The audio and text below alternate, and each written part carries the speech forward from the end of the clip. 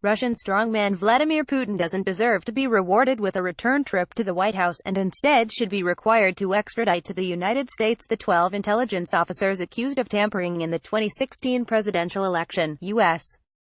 Senator Bob Casey, DPA, said Monday, "I don't know why President Donald Trump would invite him to Washington." Casey, of Scranton, said, "Putin is a brutal dictator, and shouldn't get a do-over," after last week's widely criticized summit in Helsinki in which Trump appeared to side with Putin on election meddling over the U.S.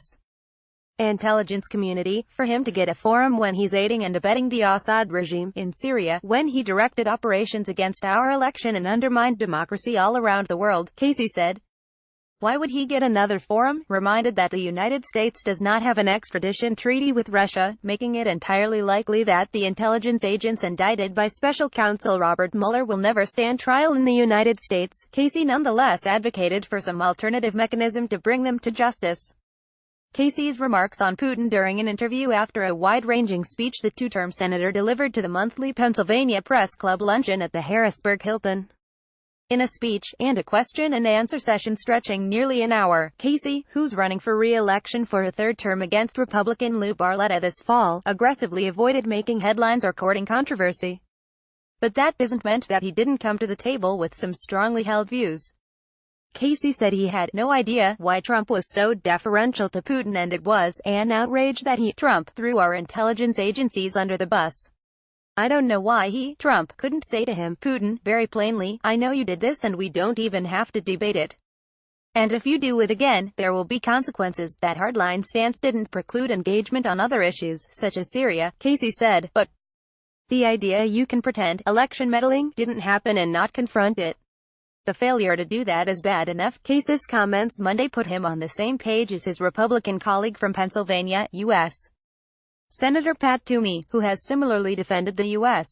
intelligence community in the wake of the Helsinki summit. On Monday, Trump, who has continued to defend his performance in Helsinki, again took to Twitter to trash his critics. When you hear the fake news talking negatively about my meeting with President Putin, and all that I gave up, remember, I gave up nothing, Trump wrote. We merely talked about future benefits for both countries. Also, we got along very well, which is a good thing, except for the corrupt media. When you hear the fake news talking negatively about my meeting with President Putin, and all that I gave up, remember, I gave up nothing. We merely talked about future benefits for both countries. Also, we got along very well, which is a good thing, except for the corrupt media. Donald J. Trump, at Real Donald Trump, July 23, 2018. Through a campaign spokesman, Barletta said it's short-sighted policy to ignore our adversaries rather than engage with them.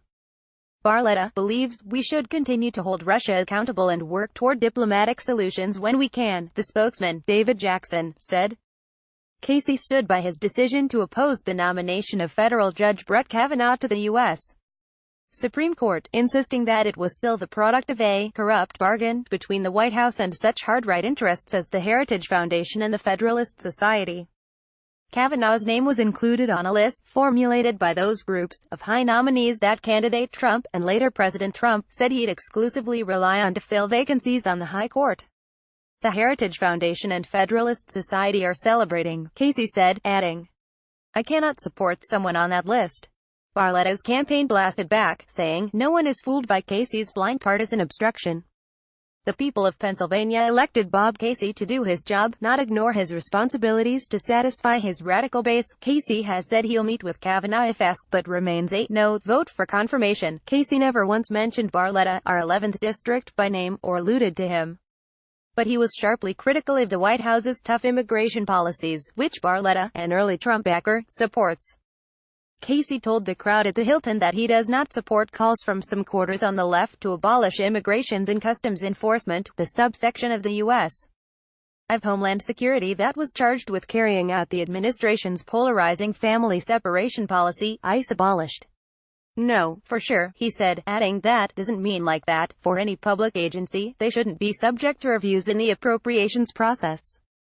I hope we have ICE focused on bad guys instead of current policy where they are dealing with families and kids at the border.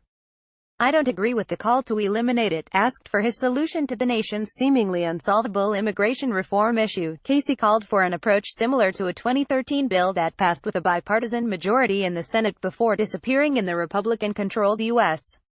House of Representatives. Asked directly if he'd be a yes vote for any potential impeachment proceeding brought to the Senate, Casey said such talk was premature.